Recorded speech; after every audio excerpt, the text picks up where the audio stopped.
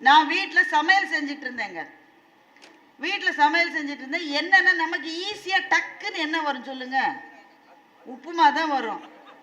டக்குன்னு அதான் முடியும். ஒன்று தோசை மாவு இருக்கான்னு பார்ப்போம், இருந்தால் தோசை ஊற்றுவோம். இந்த டாக்டர் சொன்னதுலேருந்து எங்கள் வீட்டில் நான் சப்பாத்தி செய்கிறதில்ல.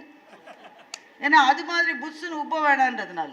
மாவு இல்லைன்னா சரி உப்புவா தான் நமக்கு உடனே வருது. உப்பாவுக்கு தேவையானதெல்லாம் அரிஞ்சு, வெங்காயத்தை அரிஞ்சு, பச்சை மிளகாவை அரிஞ்சு அந்த இஞ்சி போட்டு சட்னி எல்லாம் பார்த்தா ரவை இல்லைங்க. சரி கழுது சேமியா உப்புமாவது பண்ணலாம்னா சேமியாவும் இல்லை. உடனே நம்ம இதுவே ஒரு 5 வருஷத்துக்கு முன்னாடினா என்ன பண்ணியிருப்போம்னு நினைக்கிறீங்க? உடனே டபால் பின்வாசல் வழியா அடுத்த வீட்டுக்கு போய், இல்லை முன்வாசல் வழியா போய், சில வீட்டிலலாம் ஜன்னல் வழியாவே டொக்கு டொக்குன்னு தட்டுவாங்க. தட்டி, ஏ கமலா ஒரு டம்ளர் ரவை தரியா, நாளைக்கு வாங்கின ஒன்று. அப்படிதான் நம்மெல்லாம் இருந்தோம். அதுலேயும் எங்கள் வீட்டில் சின்ன பிள்ளை யாருக்கும் அதை தான் நேர்ந்து விடுவாங்க.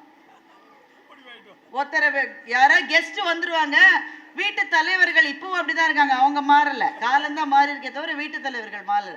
கெஸ்ட் வந்ததுக்கு அப்புறம் காஃபி கொண்டு வா, பால் இல்லையா, அது இல்லைன்னு வெளியில வந்து சொல்ல மாட்டாங்க அப்பெல்லாம்.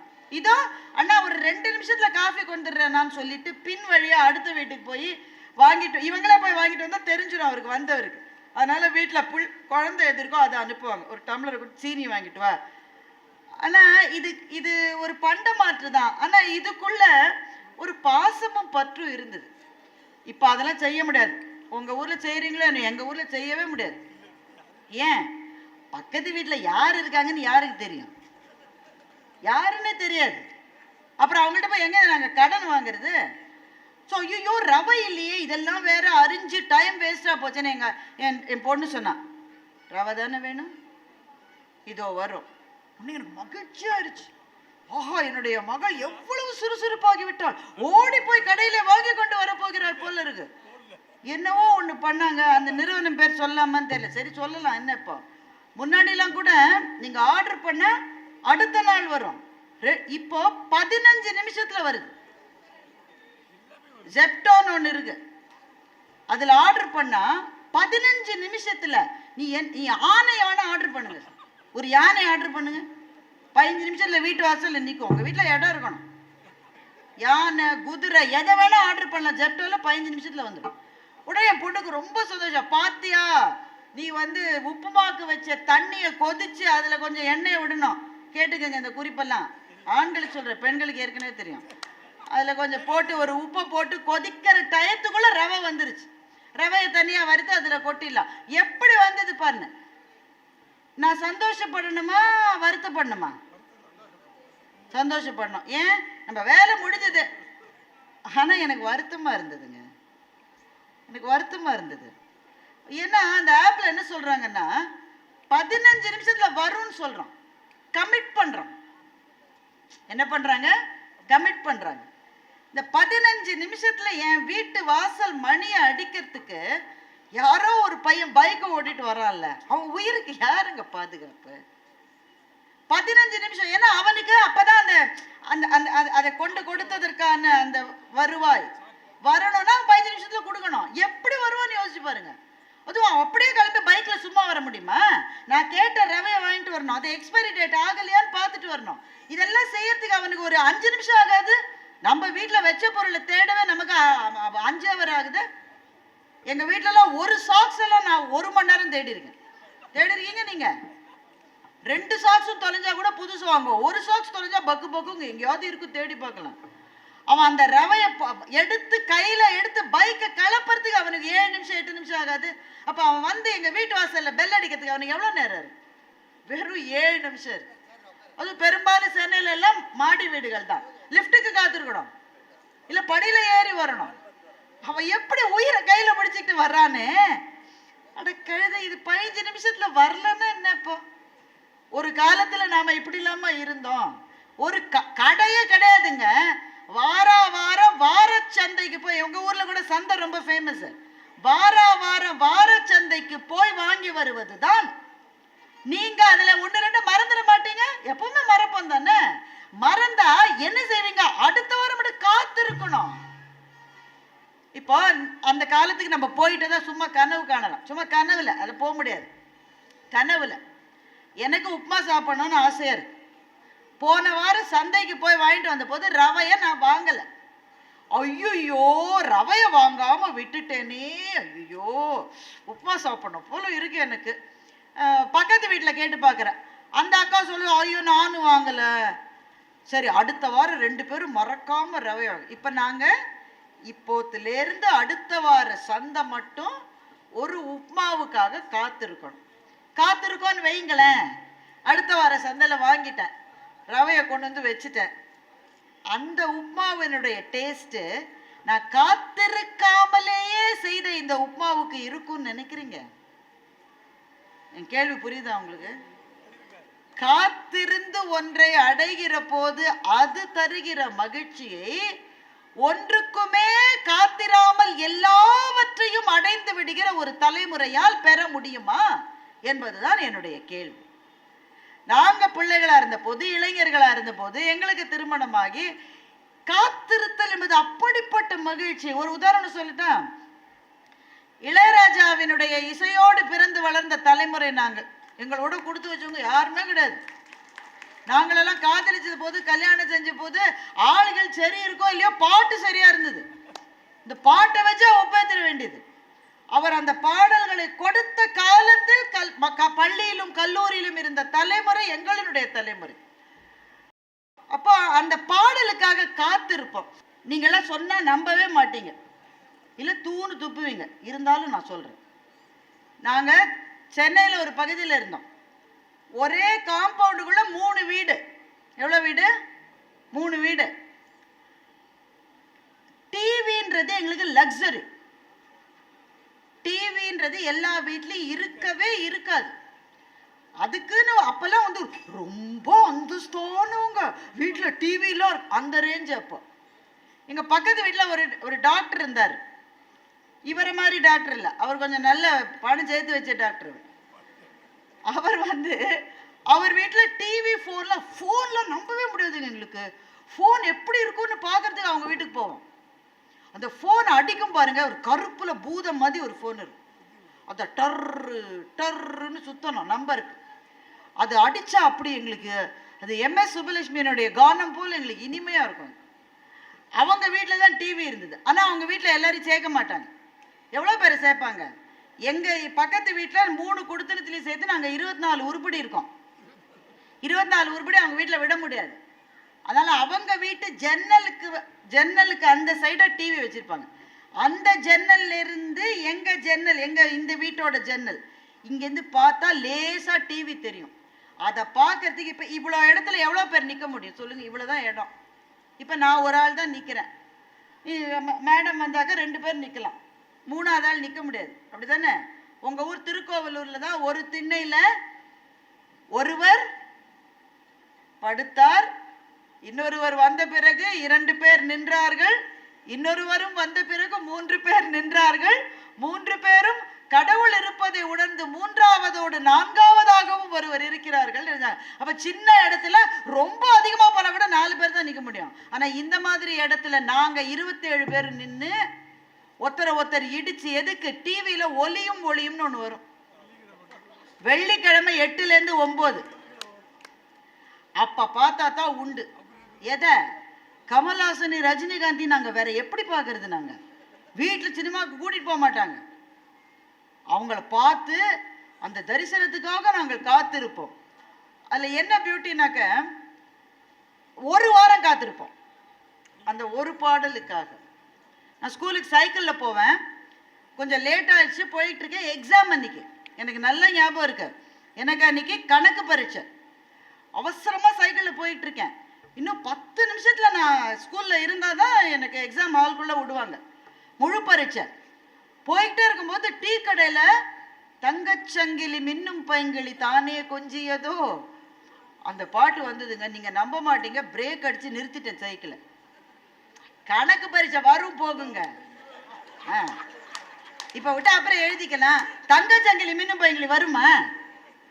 அந்த அந்த சொர்க்கலோகத்து இனிமையை அனுபவித்து விட்டு அது பாட்டு முடிஞ்சு கடைசியில ஜானகி அம்மா அம்மிங்கெல்லாம் முடிஞ்ச பிறகுதான் சைக்கிள் எடுத்துட்டு கணக்குல மார்க் வந்தாலும் போற காத்திருந்து அந்த பாடலை கேட்ட போது எங்களுக்கு கிடைத்த அந்த மகிழ்ச்சி இந்த தலைமுறையில் எல்லாம் உங்கள் விரல் நுனியில் இருக்கிறது.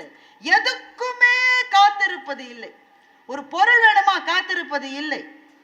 ஒரு காதல் வேணுமா, காத்திருப்பது இல்லை. இது கிடைக்கலையா, அடுத்ததுன்னு போயிடுறோம் உடனே. இந்த அந்த காலத்து சினிமாலாம் பார்த்துருக்கீங்களா? முரளி சார்லாம் நடிப்பார். 3 மணி நேரம் ஒரு வார்த்தை கூட பேசாமலே காத்திருப்பார். என்னங்க பார்த்தீங்களா இல்லையாங்க?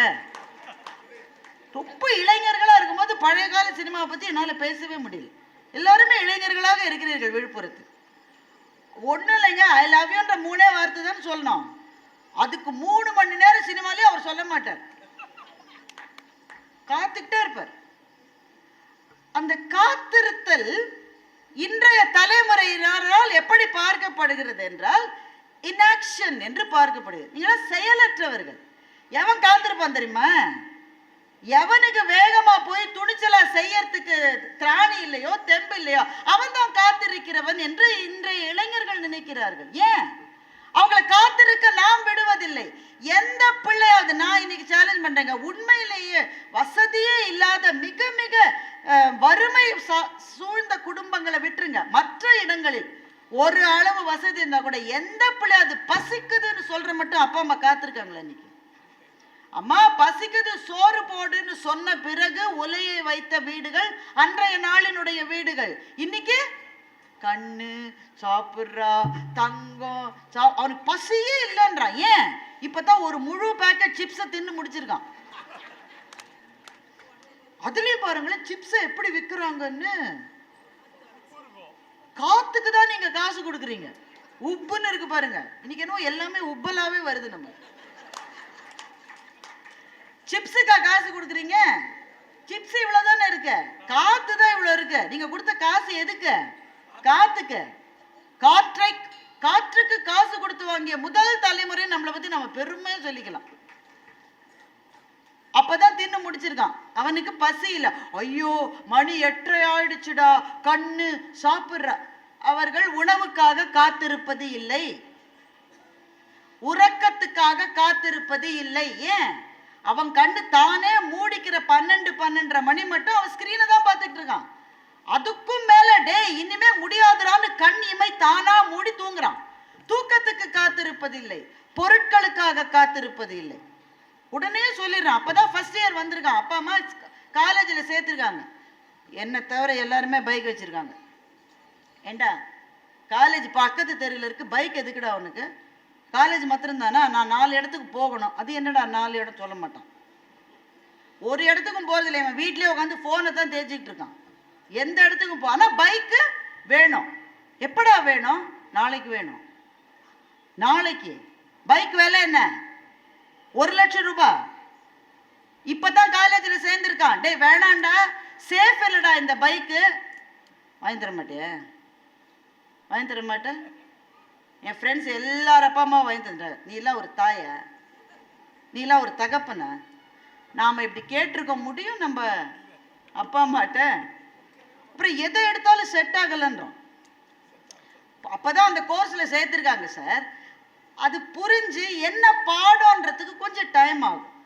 இவனே ஆசைப்பட்டு தான் போய் சேர்ந்தான், இவன் தான் கேட்டான், அப்பா அம்மா தான் சீட் வாங்கி கொடுத்துருக்காங்க. கொஞ்சம் நாள் ஆகும்டா, கொஞ்சம் வெயிட் பண்ணுடா. செட் ஆகல. இவனே ஒரு பெண்ணை காதலிச்சிருக்கான், வீட்டில் ஒத்துக்கிட்டு கல்யாணத்துக்கு ஏற்பாடு பண்ணியிருக்காங்க. நிச்சயதார்த்தானு செட் ஆகலன்றான். எதுவுமே செட் ஆகல. நமக்கு எல்லாம் எப்படி செட் ஆச்சு? ஏன்னா அப்பா பலார்னு ஒரு அடி கொடுப்பாரு, எல்லாமே செட் ஆயிடும். நம்ம எதுக்குமே செட் ஆகலன்ற வார்த்தையே நமக்கு தெரியாது. இல்லை என்ன பிரச்சனை? என்ன எனக்கு அச்சமாக இருக்கிறது என்றால், இந்த உடனே வேணும் உடனே வேணும்ன்றதுல இருக்கிற பெரிய பிரச்சனை என்ன தெரியுமா? கையில கிடைச்ச பிறகு அதனுடைய அருமை தெரியவே தெரியாது.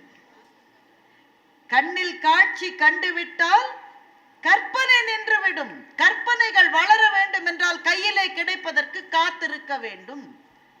இந்த காத்திருத்தலினுடைய சிறப்பைத்தான் இன்றைய தலைமுறை இழந்த எல்லாவற்றையும் விட மிக மிக பிரம்மாண்டமானது காத்திருத்தலினுடைய சிறப்பு தான். வள்ளுவர் திருக்குறள்ல 5 பறவைகளை பற்றி தான் பேசியிருக்கிறார்.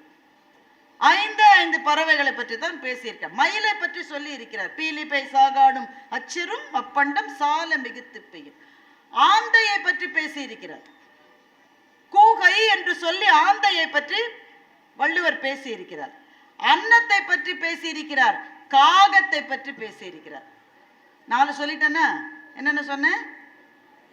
மயில், ஆந்தை. இப்படிதான் கேள்வி கேட்டுட்டே இருப்பேன். அப்பதான் நீங்க கேட்குறீங்களா இல்லையான்னு எனக்கு தெரியும். ஆந்தையை பற்றி சொல்லியிருக்கிறார். அன்னம், அன்னத்தின் தூவி, அனிச்சமும் அன்னத்தின் தூவியும் மாதர் அடிக்கு நெருஞ்சி பழம் என்கின்றார். அன்னத்தை பற்றி சொல்லி இருக்கிறார். காகத்தை, காக்கை கரவா கரந்துண்ணும் ஆக்கமும் என்று காக்கையை பற்றி சொல்லி இருக்கின்றார். 5ஆவதாக அவர் சொல்லி இருக்கிற பறவை கொக்கு. இந்த 5 பறவைகள் தான் திருக்குறளிலே இருக்கிறது. கொக்கொக்க கூம்பும் பருவத்து மற்றதன் குத்தொக்க சீர்த்த இடத்து என்ற அருமையான ஒரு வேதத்தை வள்ளுவம் நமக்கு கொடுத்திருக்கிறது. அது இந்த கண்மாயில கொக்கு நிக்கிறத பார்த்தவங்களுக்கு தான் இந்த குறள் புரியும். ஜூல போய் கொக்க பார்த்தவங்களுக்கு புரியாது. ஏன்னா ஜூல இருக்கிற கொக்குக்கு அதுவும் கூட காத்திருக்கிறது, நேரத்துக்கு சாப்பாடை கொடுத்துடுறாங்க. அது காத்திருப்பதில்லை. கண்மாயிலோ ஆற்றிலோ நீங்க உங்க வீடு உங்க கிராமம் பக்கத்துல இருந்தா நீங்க பார்த்துருப்பீங்க. அது நிற்கும். அது எப்படி நிற்கும்? ஒரு காலில் நிற்கும், ஒரு காலில் மடிச்சு வச்சிருக்கோம், அப்படியே நிற்கும். நான் அந்த கொக்கை பார்த்து கேட்டேன், என்னம்மா எதுக்குமா நிற்கிற? பயங்கர பசி, இதில் அப்படியே மீன் ஏதாவது போகுதான்னு பார்த்துட்டு நின்னேன். ஐயோ பாவம், பசிக்குது போல இருக்கு பிள்ளைக்கு, சாப்பிட்டு சாப்பிடுன்னு நானும் பார்த்துக்கிட்டே நின்னேன். அங்கே அப்படியே ஒரு மீன் போச்சு, சாப்பிடவே இல்லை, அப்படியே நிற்குது. ஏய் மீன் போகுது இல்லை? நோ. நம்ம வீட்டில் பையன் சொல்லுவானே அது மாதிரி தான். நோ. இன்னைக்கு என்ன சமையல் பண்ண? இன்னைக்கு சாம்பார் வச்சு கத்திரிக்காய் பொரிச்சிருக்கேன்டா. நோ. அது மாதிரி தான் அந்த கொக்கு சொல்லிச்சு. நோ.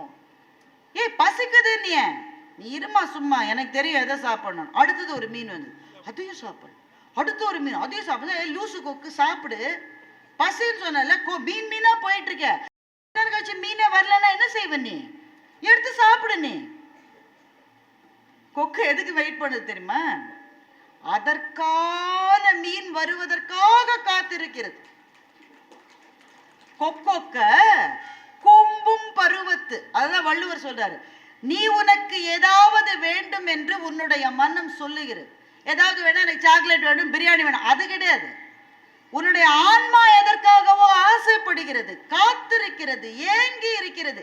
எனக்கான வாய்ப்பு, எனக்கான இடம், எனக்கான பதவி, எனக்கான படிப்பு, எனக்கான வாழ்க்கை.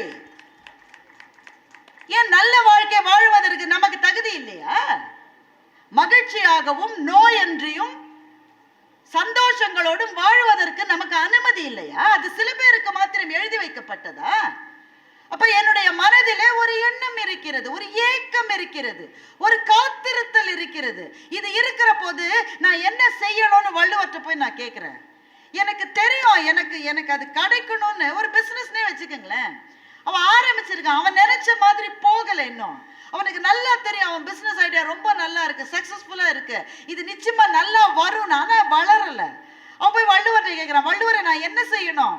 எல்லா முயற்சியும் எடுத்துட்டேன் வள்ளுவரே, நடக்க மாட்டேங்குது, நான் என்ன செய்வேன்? நான் நல்லவன் தானே, நான் மற்றவங்களுக்கு நல்லது தானே நினைக்கிறேன், எனக்கு மாத்திரம் சாமியா அதை கொடுக்க மாட்டேங்கிறாரு. வள்ளுவர் சொன்னாரு, டே என்கிட்ட பேசி டைம் வேஸ்ட் பண்ணாதரா, போய் கொக்க பாருன்னு. சாமி உன்னை பார்த்து நான் ஏதாவது கேட்க வந்தா கொக்க பார்க்கணும், போய் பாரு. இப்போ நான் பார்த்த மாதிரி அவனும் போய் கொக்க பார்க்குறான். இந்த கொக்கு காத்திருக்கு, அவனும் கேட்குறான் கொக்கிட்ட, உனக்கு பசிக்குது, மீன் வருது, எடுத்து கப்பு கப்பு தின்ன வேண்டியதானே நீ. கொக்கு சொல்லிச்சு, கண்ணா நான் இந்த மீனுக்காக காத்திருக்கலடா, எனக்கான மீன் வரும், அது மட்டும் நான் காத்திருப்பேன். அதைத்தான் அவ்வை சொன்னா, ஓடு மீன் ஓட ஒரு மீன் வருமளவும் வாடி நிற்குமாம் கொக்கு. எப்படி நிற்கும்? வாடி. ஏன் வாட்டம்? பசி, பசினால வந்த வாட்டம். ஆனா எனக்கு பசினால வாட்டம் வந்தாலும் நான் அப்படியே நிற்பேனே தவிர எனக்கு இல்லாத மீனை நான் சாப்பிட மாட்டேன். அதுதான் வள்ளுவர் சொன்னாரு, கொக்கொக்க கூம்பும் பருவத்து. கூம்பும் பருவத்து. when your ambitions are just budding, உன்னுடைய கனவுகள் விதையிலிருந்து கிளம்பி வருகின்ற சின்னஞ்சிறு செடியாக இருக்கிற போது காத்திரு காத்திரு காத்திரு என்று வள்ளுவர் சொன்னார். அந்த அந்த நான் அந்த கொக்கிட்ட கேட்டேன், சரி நீ காத்திருக்க எனக்கு புரியுதுமா, நீ காத்திருக்க, ஆனா முன்பசிக்கு ஒரு 2 மீன் சாப்பிடலாம் தானே. நமக்கெல்லாம் முன்பசி என்னங்க, முன்பசி வருமா வராதாங்க?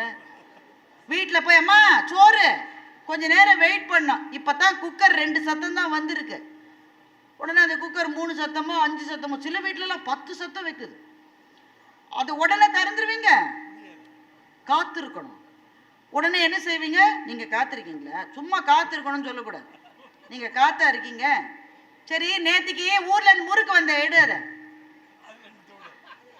எவ்வளவு முறுக்கு இருக்கு? 50 முறுக்கு மாமியார் கொண்டு வந்து கொடுத்துட்டு போயிருக்காங்க. 49 முறுக்கு இவரே சாப்பிட்டுட்டார் குக்கர் திறக்கிறதுக்குள்ள. அப்புறம் வீட்டுக்காரம்மா கூட சொல்றாரு, உனக்குன்னு 1/2 முறுக்கு வச்சிருக்கேன். அல்ல, ஞானசம்பந்தன் சார் ஒரு ஜோக் சொல்லுவாரு. ஒரு அம்மா வந்து காலையில் 40 இட்லி வச்சுதான் வீட்டுக்காரரு, ரொம்ப கோவம் வந்துருச்சான். அறிவு இருக்கா? 40 இட்லியை மனுஷன் தின்னுவானா? என்னங்க என்ன ஆச்சு? ஒரு இட்லியை எடுனார்.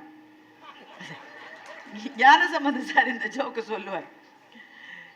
அப்போ முன்பசிக்கு முறுக்கு சாப்பிட்டீங்கல்ல, அதை நான் கொக்கிட்ட கேட்டேன், அது பெரிய மீன் வர்றதுக்கு நீ காத்திருக்க, எனக்கு புரியுது, ஆனா அதுக்குள்ள முன்பசிக்காக ஒரு சின்ன மீனை நீ சாப்பிடலாம் தானே. கொக்கு சொல்லி, உனக்கு அறிவில்லை உனக்கு. நான் முன்பசிக்காக சின்ன மீனை எடுத்து சாப்பிட ஆரம்பிச்சேன்னு வையேன், அதை அப்படி நான் மென்னுட்டு இருக்கிற போது பெரிய மீன் வந்துருச்சுன்னா இதை துப்பிட்டு அதை பிடிக்கிறதுக்குள்ள அது போயிரும்ல. அதனால பசியோட காத்திருந்தாலும் காத்திருப்பேனே தவிர என்னுடைய கொள்கைக்கும் லட்சியத்துக்கும் குறைவான எது எனக்கு கொடுக்கப்பட்டாலும் அது எனக்கு தேவையில்லை, நான் காத்திருப்பேன் என்று கொக்கு நின்றது.